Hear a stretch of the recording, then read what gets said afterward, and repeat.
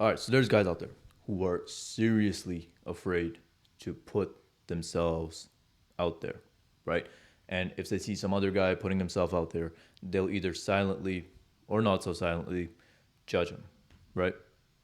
But when these guys go home, they know deep down that they want to put themselves out there, and the pain of not doing so eats at them alive, right?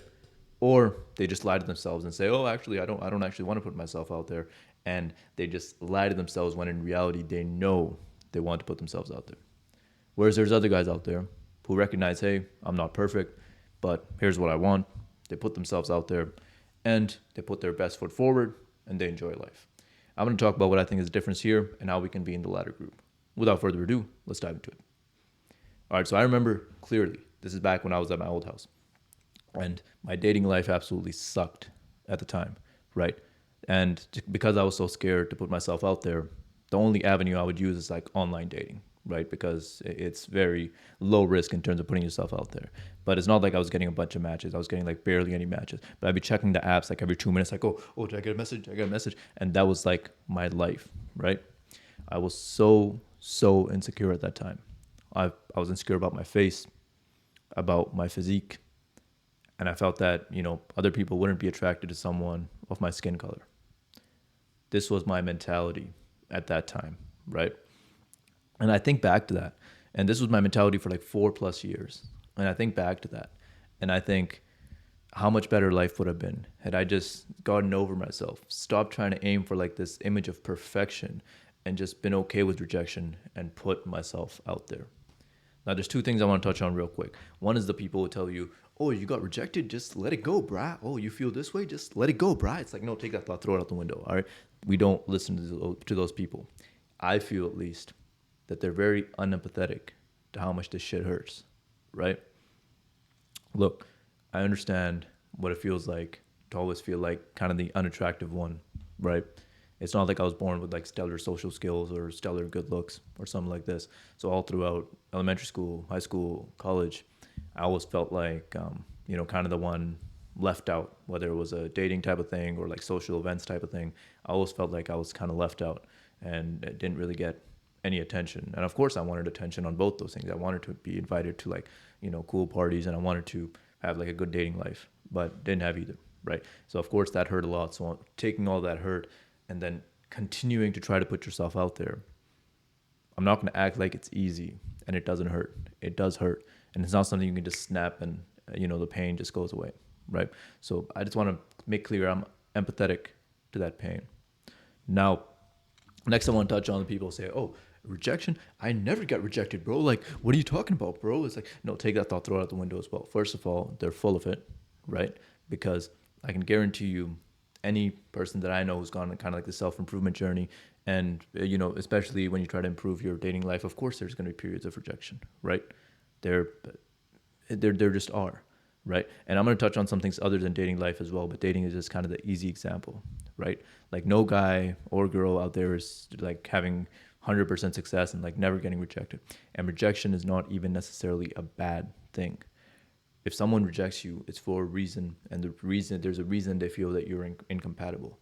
So even if you guys went out on a date or got in a relationship, whatever, it would probably just be a terrible experience for both of you, right? So rejection is just one step in the process to finally finding the people who are compatible with you. That's really all it is.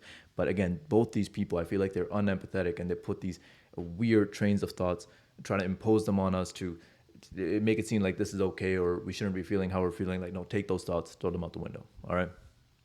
Now, okay, what's the practical advice that actually helped me? So, what helped me a lot was a mindset shift, right? Before, where I was, let's imagine this is my emotional baseline. If someone like complimented me or said something good about me, I'd be all the way over here like, "Oh, this person likes me. I hope they keep liking me. I hope they don't stop liking me."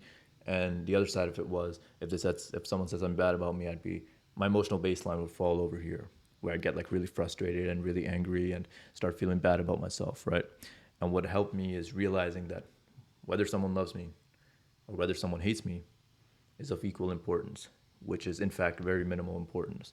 So now it's not like my emotional baseline never fluctuates. Of course, if someone says something nice, it does feel good. Someone says something bad, it does hurt a little. Like there's a aspect of us which is drawn to human approval. And I don't feel like there's any need to fight it.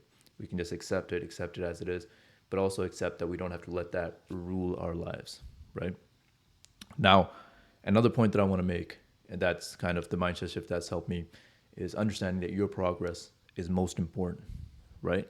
And your progress is not like, oh, I never got rejected. Oh, I'm not feeling any bad emotions. Like that's not progress. Your progress is going to involve putting yourself out there and having good moments and having bad moments. And as you progress, you're gonna have phenomenal moments.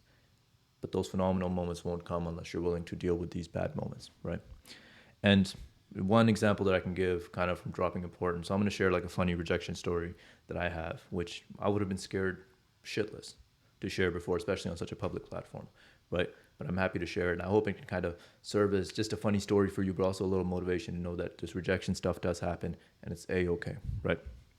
So I was on this Tinder date, like maybe a few days ago, and I went out with this girl to like this game cafe, and I thought it was a good time. I thought we were having a good time, and then anyway, date ends. I drop her off, walk her to her car, and then she says, "Oh, I had a good time." I was like, "Oh, well, that's good.